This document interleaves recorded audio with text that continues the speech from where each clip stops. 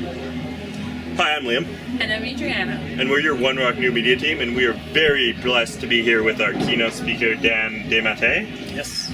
Welcome, Dan, Hey, thanks, to Liam. One Rock in the Diocese of Calgary. So, tell us a little bit about yourself. My name's Dan. I'm a youth minister out of Columbus, Ohio, and I just preach Jesus. That's my goal. Okay. Yeah.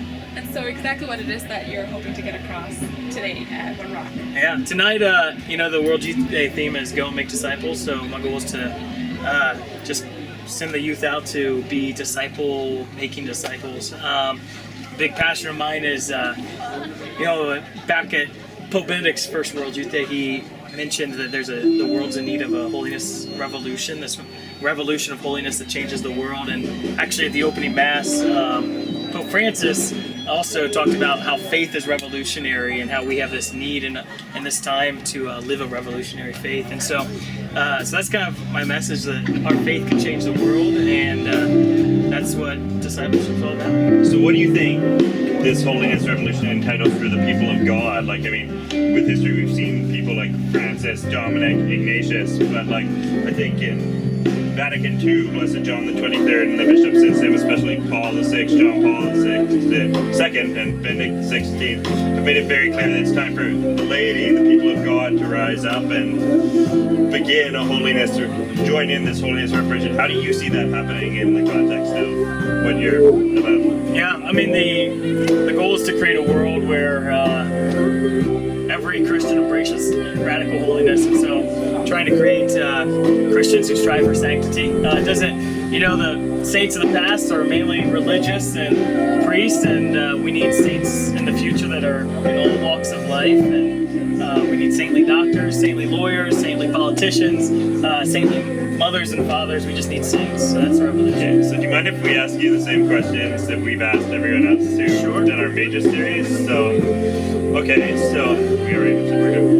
if you have a favorite spiritual book other than the Bible, what is it?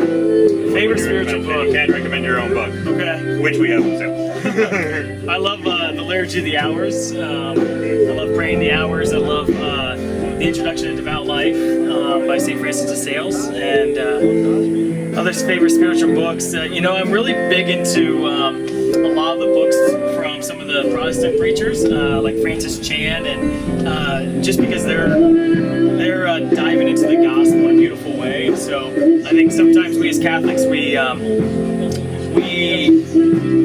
tap into all of the awesome aspects of our faith before really tapping into the gospel. And so I like just refocusing on who's Jesus and what did Jesus come for and why is Jesus here. And I think sometimes we can lose sight of that.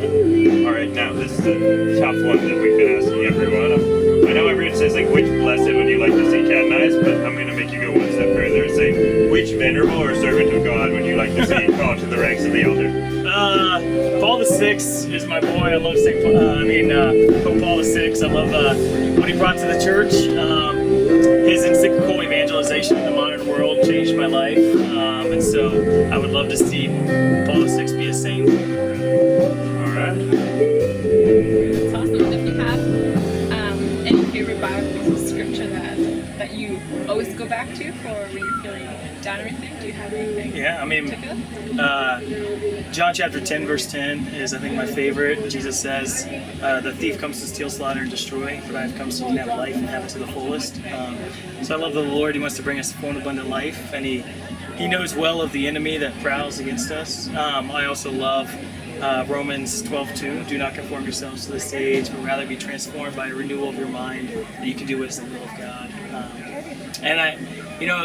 One of the verses I'm preaching on tonight is a verse that I think we really struggle to believe, but in John chapter 14 verse 12, Jesus said, if you would have faith in me, you will not only accomplish the same works that I have done, but you will do greater ones than these. And that the Lord, He wants to use us even in our brokenness and our weakness, to heal the sick, to raise the dead, to bring life to the broken, and we just need faith in order to do that. Okay, last question. If you could pick 5 saints from different eras to sit down and speak with and pray with about spiritual matters and maybe share in a communal meal with, Which ones would you pick? Okay, different eras. Different eras. You can't be like, oh, Francis, Dominic, Thomas, like different all over the history of our church. All right, well, I'll take the Blessed Mother Mary, trump card.